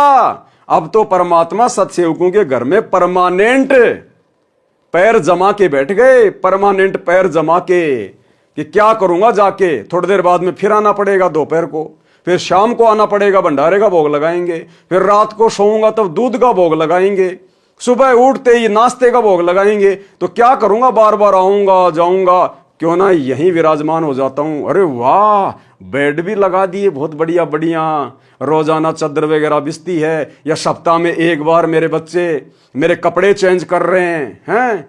अरे सारी व्यवस्था कर रखी है इन्होंने तो मेरे लिए। अति प्रसन्न, अति प्रसन्न। और परमात्मा विराजमान। और ये चाहिए भगत को, और क्या चाहिए। अरे जब परमात्मा बलि की यज्ञ में गए और परमात्मा ने कहा कि बेटा, मैंने वर्तमान इंद्र को, इंद्र की जो पदवी है वो दे रखी है, उसको अपना राज्य करने दे। जब इसका राज्य समाप्त होगा तब मैं तेरे को इंद्र का राज्य दूंगा, तब तक मैं तेरे को पाताल लोक का राज देता हूं। तो बलि ने क्या कहा कि परमात्मा एक वचन दो मुझे। बोला भाई बोल। बोला जब तक मैं पाताल लोक में रहूंगा, पाताल का राज करूंगा, आप मेरे द्वार के आगे 52 रूप में सदा खड़े रहेंगे। देखो, मांगना भी नहीं आया उसने, क्या मांग लिया मूर्ख आदमी ने, कि आप मेरे दरबार के आगे 52 रूप में खड़े रहेंगे। अरे कम से कम यह कह देता कि भगवान आप मेरे सिंहासन पर सूक्ष्म रूप में विराजमान रहेंगे, आप सदा मेरे ऊपर आशीर्वाद बना के रखेंगे। हे भगवान, आपके दिए हुए महल में आप विराजमान रहेंगे। लेकिन क्या मांगा कि मेरे द्वार के आगे खड़े रहेंगे। तो जब वो परमात्मा उस बलि के कहने पर और उसके दरवाजे के आगे खड़ा रह सकता है, जब तक बलि ने पाताल का राज किया, आप और हम भाई बहनों ने तो उसी परमात्मा की प्रेरणा से, देखो आप और हमारा कोई सहयोग नहीं है, कोई रोल नहीं है, हम जीव हैं 2 कोड़ी के, करे करावे साइया। आज तो हम भाई बहनों ने परमात्मा के लिए सुसज्जित बेड लगा दिए, आसन लगा दिया।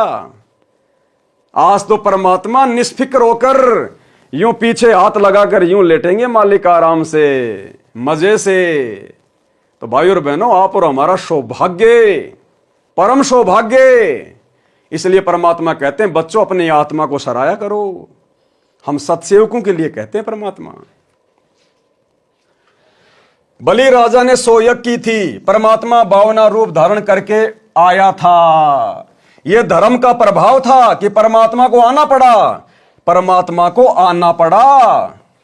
राजा बलि भगत प्रहलाद का पोता था, पिता का नाम बैलोचन था। राजा बलि ने 4 यज्ञ की थी, 52 रूप परमात्मा को आना पड़ा। वाणी नंबर 1190 1191। गरीब एक यज्ञ है धर्म की, दूजी यज्ञ है ध्यान, तीजी यज्ञ है हवन की, चौथी यज्ञ परिणाम। गरीब 4 वेद का मूल सुन, सब संवेद संगीत, बलि को ये 4 करी, 52 उतरे प्रीत। सरलार्थ, जो 4 यज्ञ राजा बलि ने की वे हैं धर्म यज्ञ, ध्यान यज्ञ, हवन यज्ञ और परिणाम यज्ञ। बलि को कुछ समय के लिए पाताल लोक में छोड़ दिया है। क्या कह रहे हैं गुरुदेव? शब्दों को पकड़ना भाई और बहनों। गुरुदेव कह रहे हैं कि बलि को वर्तमान में कुछ समय के लिए पाताल लोक में छोड़ दिया है। यह शब्द कौन कहेगा? जिसने खुद छोड़ा है। लिख कौन रहे हैं? गुरुदेव भगवान। क्या कह रहे हैं? शब्दों को पकड़ना। बलि को कुछ समय के लिए पाताल लोक में छोड़ दिया है। अगर छोड़ने वाला कोई और होता तो यह लिखते कि बलि को कुछ समय के लिए पाताल लोक में छोड़ दिया था। तो गुरुदेव भगवान स्वयं वो परमात्मा है जो बलि के पास में 52 रूप धारण करके गए थे। बलि को कुछ समय के लिए पाताल लोक में छोड़ दिया है। वह वर्तमान इंद्र के शासन काल को पूरा होने के बाद इंद्र की गद्दी पर बैठकर स्वर्ग का राज करेगा। इतना अमर किया है बलि को। और उसके बाद क्या होगा? उसके बाद फिर 84 लाख योनियों में गधा, कुत्ता, शुअर बनेगा। देखो, परमात्मा तो उसके पास भी गया और जाने के बाद भी क्या मिला उसको? वर्तमान में वो पाताल का राजा, उसके बाद देवताओं का राजा बनेगा, इंद्र बनेगा। और इंद्र की योनि कहां से शुरू होती है? गधे से। तो आप और हम कितनी पुण्य आत्मा है उस परमात्मा की। इसलिए गुरुजी कहते हैं, बच्चों अपने भाग्य को सराहो कि तुम फाइनल स्टेज पे आ गए। तुम्हारा कुछ भी लेन देन बाकी नहीं है यहां, कुछ भी। और वर्तमान का जो भी थोड़ा बहुत है वो इस भक्ति से परमात्मा काट देगा। तुम्हारा तो अगला कदम शतलोक में है, अगर दृढ़ होकर भक्ति पर टिके रहे तो। बलि को कुछ समय के लिए पाताल लोक में छोड़ दिया है। वह वर्तमान इंद्र के शासन काल को पूरा होने के बाद इंद्र की गद्दी पर बैठकर स्वर्ग का राज करेगा। बस इतना अमर किया है बलि को। दान करने से मानव शरीर भी मिलता है। उसको मिलता है जो गुरु बनाकर धर्म करता है, यज्ञ करता है। एक बार दुर्भिक्ष गिरा था, यानी अकाल गिरा था। एक धर्मात्मा ने प्रतिदिन एक आंजला यानी एक मुट्ठी चनों की बाखड़ी बनाकर प्रत्येक व्यक्ति को बांटता था। वह सेठ उसके धर्म के कारण कई बार चक्रवर्ती राजा बना। एक भयंकर अकाल पड़ा था और एक सेठ था, उसने बाकड़ी होती है जैसे गेहूं होता है, गेहूं को पानी में गर्म किया जाता है बहुत ज्यादा, वो फूल जाती है, नरम हो जाती है, उसको बाकड़ी कहते हैं। उसमें कुछ मीठा वाठा मिला के लोगों को बांट दिया जाता था। जब हम पहले छोटे छोटे थे और जब किसी के घर में कोई रिश्तेदार आता था तो उसके गीत गुआए जाते थे। जब वो शाम को खाना खाता था तो गांव की औरतें इकट्ठा होकर गीत गाती थी और गीत गाने के बाद में फिर क्या मिलता था सबको? एक एक मुट्ठी बाकड़ी की। वो खाया करते थे हम लोग। उस बाकड़ी के चक्कर में दास उस एक मुट्ठी बाकड़ी के चक्कर में और रात के 10 बजे तक अपनी माता जी की गोद में बैठा रहता था, कब बाकड़ी मिलेगी, कब ये गीत समाप्त होंगे। तो चाहे वो चने उबालो चाहे गेहूं उबालो, उसको कहते हैं बाकड़ी। तो उस सेठ ने जो बाकड़ियां बांटी थी उस अकाल के समय में, उसके बाद उसके प्रतिफल में, बस इतने से दान धर्म के प्रतिफल में कई बार पूरी पृथ्वी का राजा बना, चक्रवर्ती। देखो, दान धर्म तो बहुत सारे लोग करते हैं, लेकिन उसने विशेष परिस्थिति में वो बाकड़ियां बंटवाई थी जिस समय लोग भूखे मर रहे थे, जिस समय लोगों को उसके भोजन की अति आवश्यकता थी। तो ऐसी परिस्थितियों में किया गया दान धर्म विशेष लाभ देता है। वाणी नंबर 1194 से 1195। गरीब नाम सरीखा दान है, दान सरीखा नाम, सुन ही को भोजन दिया, तीनों छिके बलि जाम। गरीब बुढ़िया और बाजीद जी, सुन ही के आनंद, रोटी चारू मुक्ति है, कटे गले के फंद। सरलार्थ, एक समय बाजीद राजा राज्य घर त्याग कर जंगल में साधना कर रहे थे। एक कुतिया ने 8 बच्चों को जन्म दिया। उसको बहुत भूख लगी थी। एक बुढ़िया अपनी 4 रोटी कपड़े में बांधकर खेत में काम के लिए जा रही थी। बाजिद ने कहा, माई इस कुतिया को 1 रोटी डाल दो, ये भूख से मरने वाली है, साथ में 8 बच्चे और मरेंगे। बुढ़िया चतुर थी, उसने कहा मेरे खून पसीने की कमाई है, ये कैसे दे दूं। संत ने कहा कैसे रोटी डालोगी? बुढ़िया ने कहा आप अपनी भक्ति का 4था भाग मुझे दे दो, यानी संकल्प कर दो, मैं रोटी डाल दूंगी। संत ने अपनी साधना का 1/4 भाग संकल्प कर बुढ़िया को दे दिया। ये गलती वर्तमान में आप और हम भगत भाई बहनों ने नहीं करनी है। हमने अपनी भक्ति का एक अंश भी किसी को दान नहीं करना, चाहे कोई भूख से मर रहा तो मरने दे। भगवान आया धरती पे, भगवान का रास्ता बता दे, भक्ति कर, अपना आत्म कल्याण करवा। हाँ, नॉर्मल तरीके से हमारे कोई घर पे आता है, इज्जत करो, भोजन खिलाओ। रास्ते में आपको कोई भूखा व्यक्ति मिल जाता है, भूखा है, उससे पूछो, वो कहे हाँ भाई मुझे भूख लग रही है, कहीं भी रोटी लेके उसको खिला दो, कोई फल फ्रूट खिला दो, कोई बिस्कुट वगैरह उसको जो है वो खिला दो। लेकिन हमने अपनी भक्ति का 1% भी अंश किसी को दान नहीं करना। अगर ऐसा कोई छलबल हमारे साथ में काल प्रेरणा से कोई करे तो, कोई मर रहा तो मरने दो, हमने राजा जनक जैसी गलती नहीं करनी। परमात्मा कहते हैं दया बिना दरवेश कसाई। दरवेश यानी साधु, जिसके मन में दया नहीं है, जिसके हृदय में दया नहीं है, वो भगत भी कसाई के समान है। लेकिन भाई और बहनों, हमने ऐसी दया भी नहीं दिखानी जिसके दिखाने से हमारी भक्ति नष्ट हो जाए। कलयुग की पिछली पीढ़ी है, ज्ञान को आधार बनाना पड़ेगा। बुढ़िया ने 1 रोटी कुतिया को डाल दी, फिर भी कुत्ती भूखी थी। करते करते 4 रोटी कुतिया को डाल दी और संत बाजीत जी ने अपनी सर्व भक्ति कमाई उस बुढ़िया को संकल्प कर दी, जिससे कुतिया तथा उसके बच्चों का जीवन बचा। रोटी देने से माई को भक्ति की कमाई प्राप्त हुई और बाजिद की भक्ति पुण्यहीन हो गया, परंतु कुतिया और उसके बच्चों को जीवन दान देने के कारण स्वर्ग प्राप्ति हुई। फिर स्वर्ग से कहां जाएगा? उसी काल के जाल में। गरीब राजा की बांदी होती, रोटी देत हमेश, चक्कर भये हैं दहु दिशा, जीते जंग नरेश। सरलार्थ, एक राजा की बांदी यानी नौकरानी धार्मिक थी। वो प्रतिदिन गरीबों को रोटी बांटती थी। उसके कारण उस राजा ने कई राजाओं पर विजय प्राप्त की। उसका राज्य विशाल हो गया। जब उसने किसी ज्योतिष से पता किया तो पता चला कि तेरी नौकरानी के द्वारा तेरे खजाने से किए रोटी के दान से तुझे ये सफलता मिली है। वाणी नंबर 1192 1202 का सरलार्थ पूर्व में वाणी नंबर 41-47 के सरलार्थ में कर दिया है। वाणी नंबर 1203 का सरलार्थ पहले इसी अंग में कर दिया है। एक समय देवताओं और राक्षसों का युद्ध हुआ।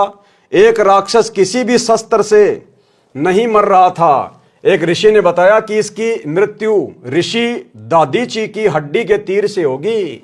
ऋषि दधीची ने अपने पैर की हड्डी दान कर दी, तब वह राक्षस मरा। यह परमार्थ केवल महात्मा ही कर सकता है। लेकिन भाई और बहनों, हमने वर्तमान में ऐसी कोई गलती नहीं करनी है। आज हमने उसी जगह पर दान धर्म करना है जैसा हमें गुरुजी ने बताया है। आज दान धर्म केवल हमने अपने गुरुजी के चरणों में करना है, अपने गुरुजी के अनुसार करना है। आज हमने भावनाओं में नहीं बहना।